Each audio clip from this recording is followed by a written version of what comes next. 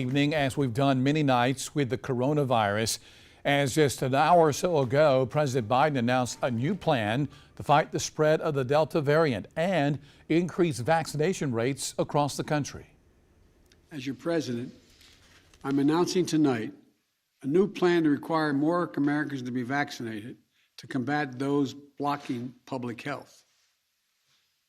My plan also increases testing, protects our economy, and will make our kids safer in schools. It consists of 6 broad areas of action. Those 6 areas of action are further protecting the vaccinated, keeping schools safely open, increasing testing and requiring masks, protecting the economy, improving care for those with the virus, and vaccinating the unvaccinated.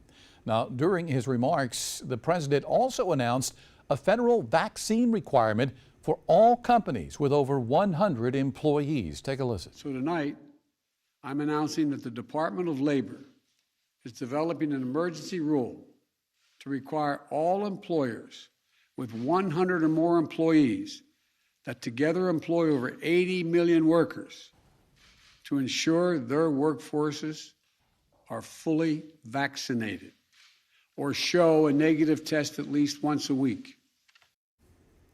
The president also took aim at states that ban mask mandates in school, saying if school districts lose state funding for implementing those mandates, then the federal government would step in to help. Let me be blunt. My plan also takes on elected officials in states that are undermining you and these life-saving actions.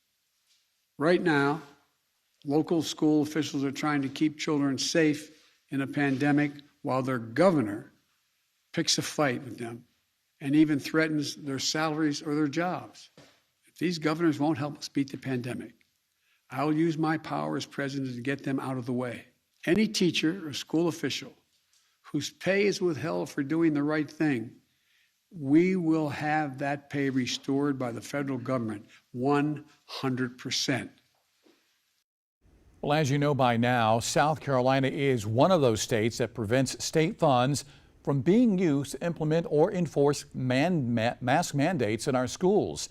And it didn't take long for Governor McMaster to react to the president's comments today. On Twitter, the governor said, and we're quoting now, "The American dream has turned into a nightmare under President Biden and the radical Democrats. They have declared war against capitalism, thumbed their noses at the Constitution, and empowered our enemies abroad. Rest assured, we will fight them to the gates of hell to protect the liberty and livelihood of every South Carolinian."